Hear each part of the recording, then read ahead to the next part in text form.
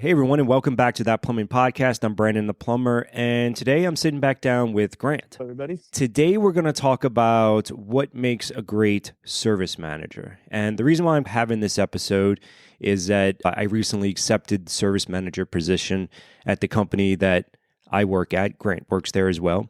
And this is pretty new. I've never actually done a leadership role officially before in the past. And I want to pick your brain because I know, for one, you've been with the company that I'm at 11, 12 years. But you've seen guys come and go. You've seen the different leadership styles. And I'm curious to see what you think makes a great leader, because my reason for accepting this position is definitely not to come in and be a boss and tell people what to do or power trip. And it's not even about money. It's no secret that you're going to make less money if you're on a salary position versus a technician if you're getting commission. And I'm in a hybrid position now where I'm not fully in the field, I'm not fully in the office. It's not like I'm making a whole bunch of more money by doing this. No, my why is I want, and it sounds cheesy, and I know a lot of people say it, I really do want to create an environment where people are, if not excited, they don't dread going into work. They have a team that they can trust. They have someone that they can go to. They can feel that they're working on themselves and they're progressing. And they're not just going out there and sitting in a van by yourself and driving around and just making money and having no communication with anyone. Like, I've been there and I absolutely hate it. And I'm sure you can attest to that. So we'll just get right into it. First off, in your opinion, what makes a great leader?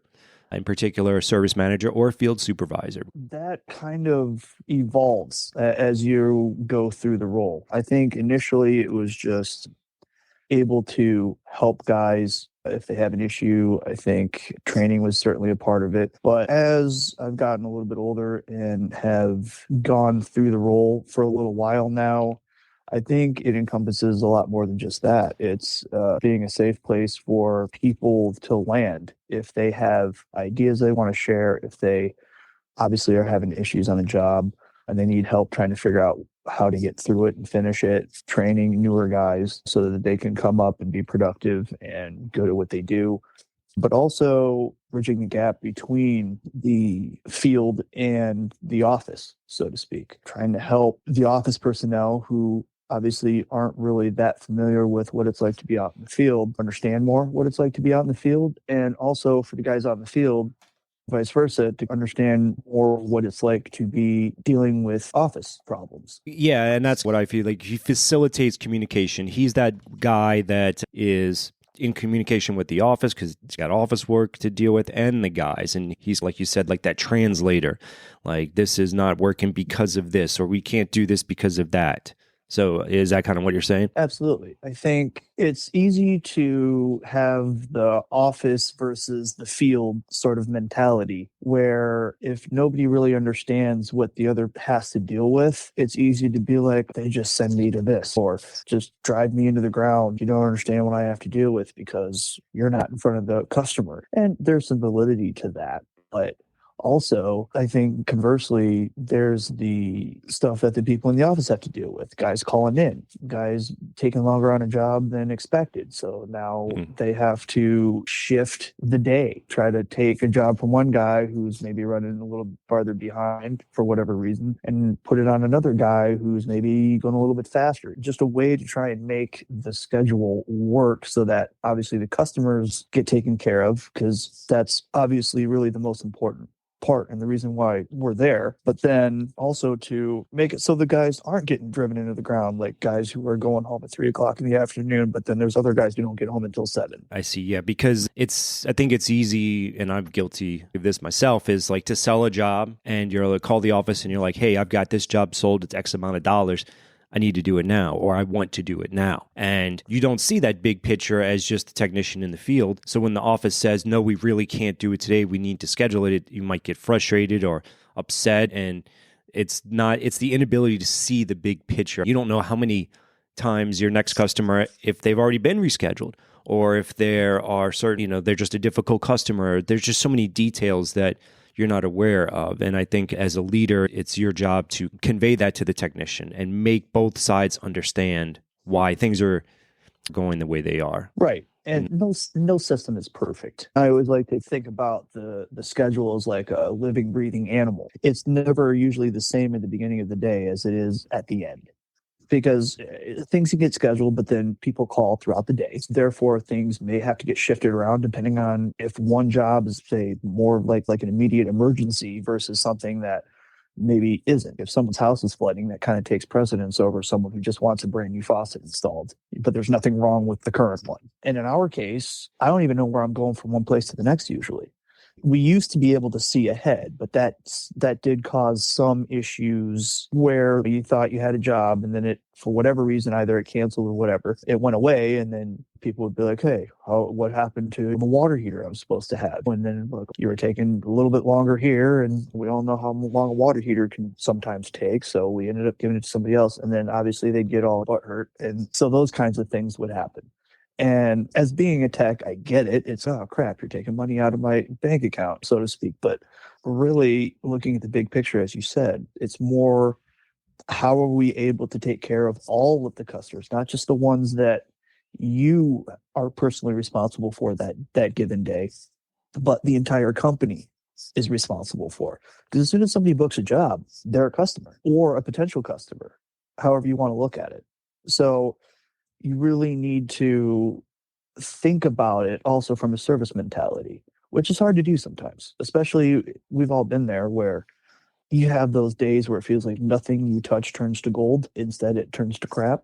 And so it's really hard to stay positive and stay in the right mindset of providing good service when that kind of thing happens. It's hard to take a step back and take a deep breath and be like, all right, let's just let that whole job or this whole group of jobs go and focus on the next one. To have someone in that position that's available to explain that to the techs, or like situation where you sell a water heater, you want to do it now because that's money in your pocket right then and there, but the office says that you can't because of whatever reason. I think if you're a technician, I don't want to say there's distrust in the office, but there is, like I think you had mentioned earlier, that mentality of us versus them. So coming from the office, if someone from the office says, no, you can't do it today because of this and this, as opposed to the service manager saying that you trust and believe the service manager more so than just the dispatcher or person in the office. So the ability to facilitate that effective communication between the office and the field, I think it's crucial. And then so I think that actually brings us to the next one, which in my opinion, and as part of this process, I actually had to present what my responsibilities would be to the company. And one of the ones at the very top of the list is building relationships with the technicians, like not just calling them when something's wrong or when something, like having that constant communication. So like the way I see it, one of my main goals is to actually reach out to all the guys on the team and make the effort to get to know them and get to know what are their specific personalities, what specifically motivates them, and what do they want to achieve, and try and help them achieve it, as opposed to, say, a boss would come in and just be like, you need to do this because I said so. That relationship building is pretty crucial. And I'm sure over the years you've seen bosses, and then you've also seen leaders. Oh, yeah. And plumbers in particular, because we are in such high demand, it's if someone comes in and is a boss or is disrespecting you, it is so easy for a plumber to go somewhere else. So like that forced management style of, you're going to do this because I say so, that's going to last maybe a week. And the plumber is going to be gone and you'll never see him again. And to be fair, also that leadership style, I feel as though enough turnover happens at a company within X amount of time. And the reason can sometimes be told as so-and-so is an a-hole. That person probably isn't going to stay in that leadership position for very long, because as a business owner in general, but also someone who might own a trade business, tradesman, as we've talked about at length already, is not easy to find, especially qualified, seasoned technicians or skilled tradesmen in general. If you have someone who's quality and then you lose them specifically because of the fact that they can't stand whoever the leader is, that's not going to be awesome if you to hear that as a business owner. And so that's a problem you can't really keep affording to have. I try and look at it is my first responsibility is the technicians and helping them out. And then in return, the technicians help the customer out. So I see it as like a back end facing position as opposed to a front end position. Now you're going to do customer service stuff, talk to angry customers or whatnot, but the first thing is to make sure that the technicians have everything that they need first and foremost. Exactly. And especially, for instance, equipment breaks a sewer cable. Obviously, if that cable is broken, there's a certain amount of jobs that they're no longer capable of doing because they don't have the proper equipment. And it's all about communication. It's all about it is easy to just be isolated in our jobs. And it takes someone who's willing to reach out. It's their job to reach out. But I've worked for service managers in the past where they were the service manager, I know, but they never reached out. They never, I would go weeks and weeks without seeing or hearing from them. And it's a double-edged sword. It's good because they're not messing with you or anything. But if you don't have that sense of teamwork or community, then you're basically just, I don't know, you're just out there just to make a paycheck. Yeah. And I think also being in a leadership role and, like you said, getting to know the people that you're managing or supervising, you'll understand probably more who really needs more reaching out to, and other people might prefer to just be more left alone. Because obviously there's different personalities. Some people may be a little more sensitive to feeling like they're micromanaged versus others who really appreciate the checking up on them and things of that nature. So there's that aspect of it too. But getting to know them is crucial in order to know the balance that you need to strike between each individual. Everyone's different. Some guys need encouragement or they like encouragement. But I think even for the guys that don't, in an optimal situation, even the guys that don't like to be messed with or they go out and do their own thing, it's still crucial that they have a connection to the company culture and the direction that it's going. So I'm like a big believer in weekly meetings, regardless of what your preference is, getting in and just being a team and updating everyone in the same time, answering questions. Some companies do 5 days a week, I've heard. Once a week is, I think, more than sufficient. But also being leadership, as you said, communication is key. I mean, you've got 2 ears, but you've only got 1 mouth. So it's probably more important to listen than it is to just talk. So trying to keep that in mind, I try my very best when guys are calling me, not to just help them through the problem, but try and really cipher through why they're in the problem situation that they're in to begin with. Help them figure out how they got there and actually have them figure out how to get themselves out. You're just there to coach them. The serviceman, to guide. Yeah, most people can figure it out themselves. Instead of being, this is what you should have done, you could be like, what should you have done better? You're getting them to come up with their own solution, and then they feel like they came up, well, because they did come up with it. But it's not, this is what you're going to do because I'm telling you. It's really just wrong way of management in the plumbing field. I just try to point them in the right direction. Because also the thing is, too, is like I can only go based on what they're telling me. I'm not actually physically there. You can only help so much, to the point where if they're not communicating properly what's going on or what the symptoms are or whatever the case may be, sometimes you can point them in the wrong direction based on information that you're given and that you're processing. I really do try to see the whole picture. Like, for instance, from the beginning, like, what did the customer tell you was wrong? What have you noticed so far? Those types of things. Or almost like I'm there myself and starting from the beginning like I would if I was actually there. Can you think of a specific bad experience that you had with a boss or a leader? Absolutely. I won't put out the company's name, but I had this one boss who I like to say he could watch hard work all day long. And not only that, but he would critique it as well. It was almost like he was sitting there sipping a mint julep and being like, hey, you're digging wrong, to the point where you just wanted to be like, okay, you think you can dig better than me? Here's the shovel. Go for it. He was just disrespectful. Even his dog was disrespectful. It was a bad experience. It almost felt like the movie Friday, where he literally fired me on my day off. But conversely, I mentioned him before, but Billy Matheson, who was my very first foreman, he was very patient most of the time, especially with a 20-something-year-old self version of me, and taught me a lot of the basics of what I know. And I wouldn't be as far along in my career without learning those basics from him. And also the team that I was with, they all taught me valuable lessons. So just to pinpoint, what was it about? Because this is the second time you mentioned Billy Matherson, I guess, your original mentor, your journeyman. What was it about him and that team in particular that you admired? I admired the fact that he rarely ever yelled at me if I made a mistake. You could tell that he would get annoyed, which was, thinking back on all those times, it was understandable because obviously I caused him and or the whole group maybe a little bit extra work because of the mistake. But he was respectful in the fact that he knew, look, this kid's not as far along in the career as the rest of us are. Mistakes are going to happen. But he really wanted to focus on, look, this is how you made the mistake. This is why the mistake happened. And here's how to not do it again, type thing. So yeah, we had talked about previously that mentor who uses every opportunity to boost his ego and make you feel lesser than him because you made a mistake. Sounds like Billy, you said patient specifically. He was patient. He explained to you. He didn't yell to you.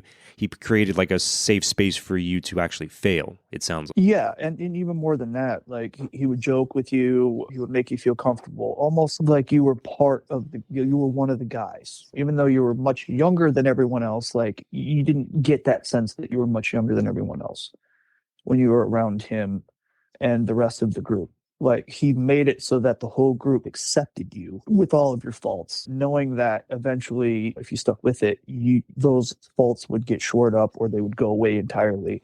But I'll never forget the experiences and the lessons that I learned there. Yeah, you said something that really stuck out to me is he accepted your faults and made you feel like you're part of the team. I think it's tempting as a leader when someone does something wrong or different than you would have done it, or maybe just straight up against policy, or maybe just something stupid, whatever the reason, instead of coming down on them, instead of being hard on them and making them regret that decision or feel bad about it, like you said, you accept that person and all their faults, because ultimately he said he got to know you.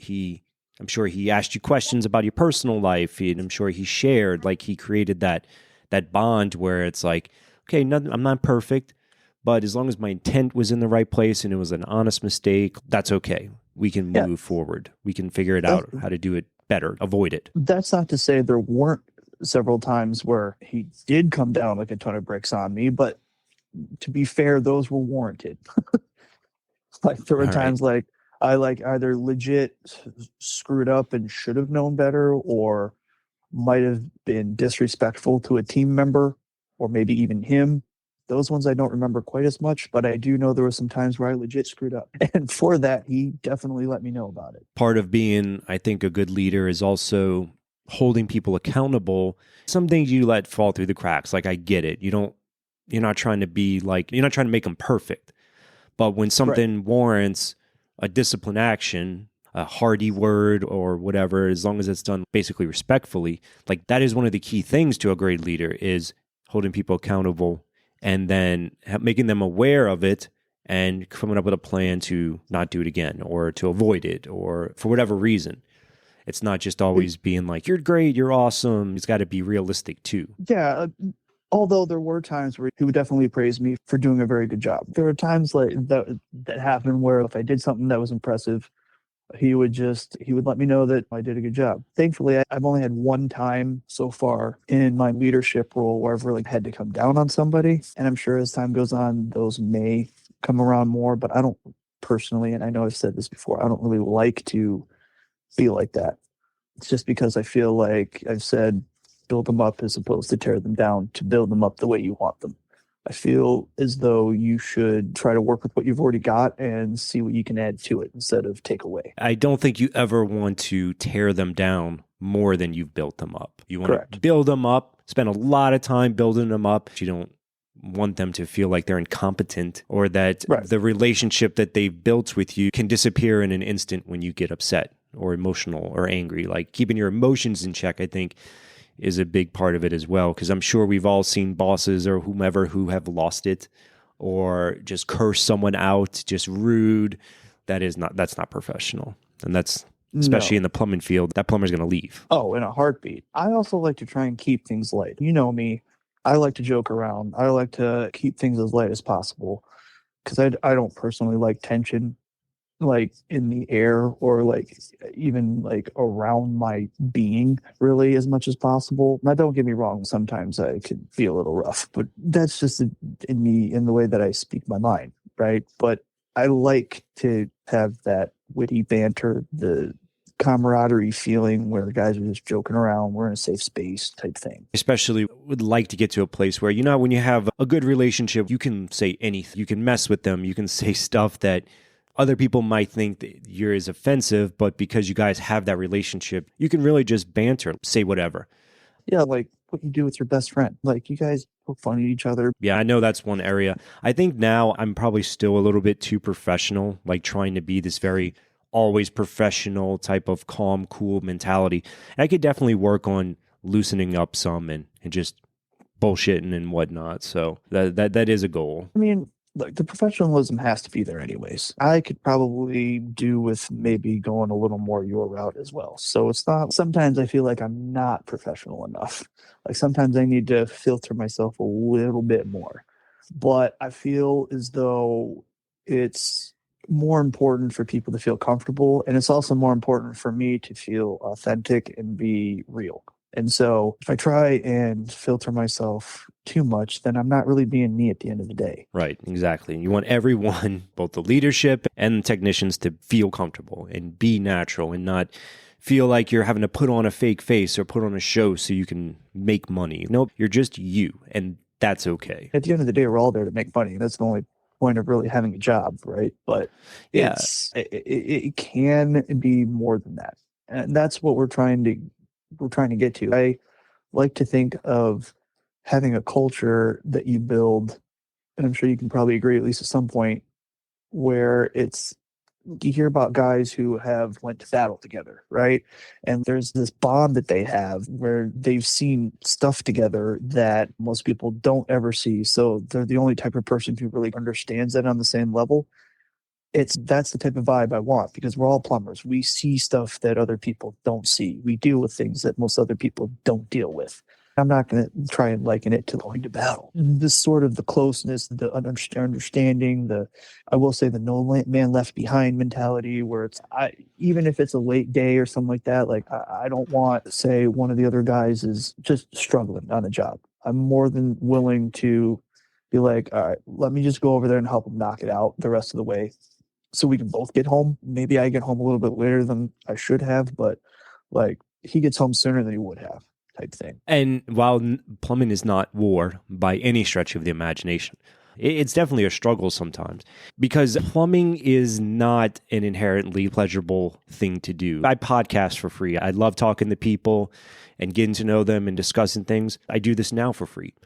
If I was a millionaire, I wouldn't go around fixing plumbing for free because I enjoy it. So we do have the bond of we're doing a job that it's tough and it's not exactly in pleasurable, and it's lonely sometimes, and it's annoying, and it's dirty, and it's nasty. So we do have this thing, this bond that we have in common, is that we're going through the quote unquote trenches together. So Right. that definitely counts for something. Not only that, but there's also and what we're trying to change the thought of is like the mindset of blue collar workers, which we are.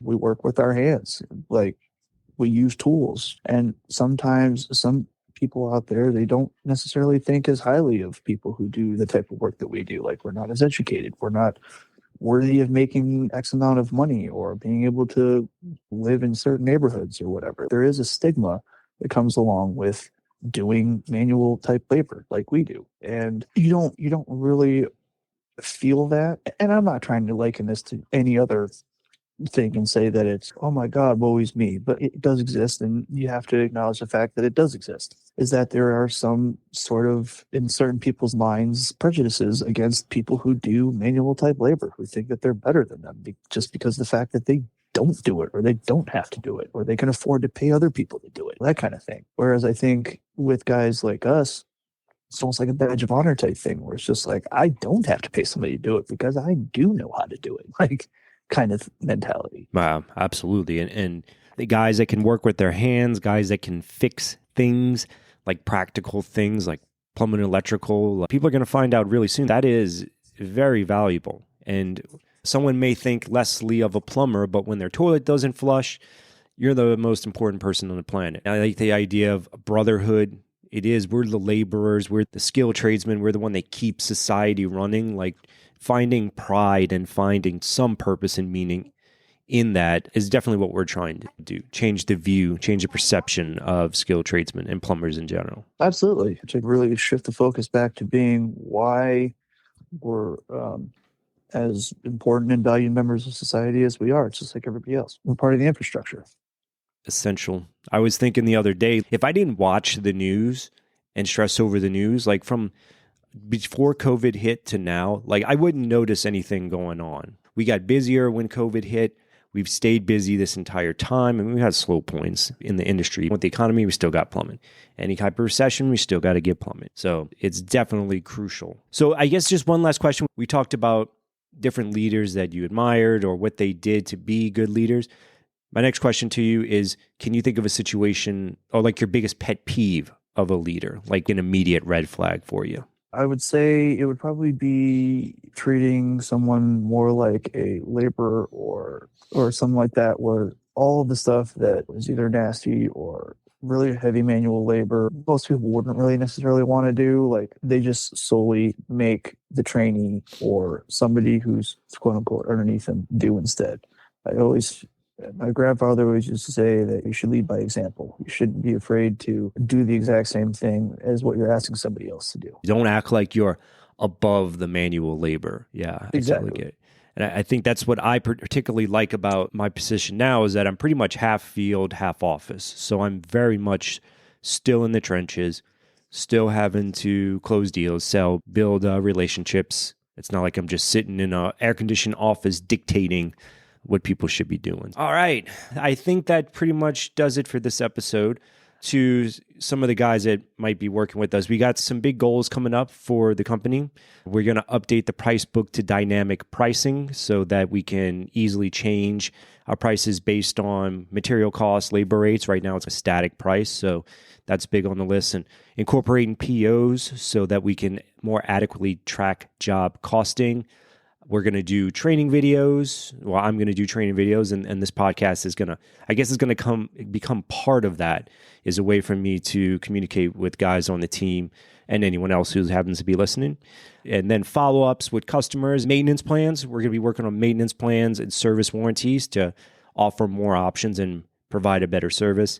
And the marketing is going to start getting into social media, and really try and grow, really try and find the right people. And then also, I am going to be a regular part on this now. So for all those people who are like, oh yeah, I love listening to Grant, awesome, you're going to get more of me. For those of you who are like, oh man, I can't stand that guy, my apologies, I'm sorry.